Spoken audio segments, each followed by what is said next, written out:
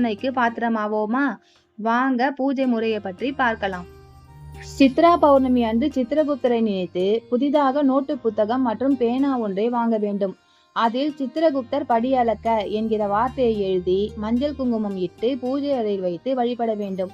அவரை வணங்கும் பொழுது, நான் கடுகளவு செய்த புண்ணியங்களை மலையளவாகவும் மலையளவு செய்த பாவங்களை கடுகளவாகவும் ஆக்குக என்று வேண்டிக் கொள்ள வேண்டும்.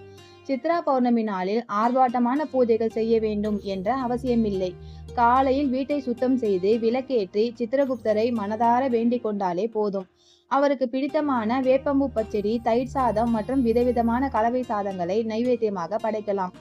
ஆனால் இன்று நாம் செய்ய வேண்டிய மிக முக்கியமான விஷயம் தானம். ஏனென்றால் நாம் செய்த பாவங்கள் குறையவும் புண்ணியங்கள் பெருகவும் பசியோடு இருப்பவர்களுக்கு உணவு கொடுக்க வேண்டும். குறிப்பாக தயிர் சாதம், புளியோதரை போன்ற கலவை சாதங்கள் கொடுப்பது நல்லது. சித்ரா பௌர்ணமி என்பது நம்மை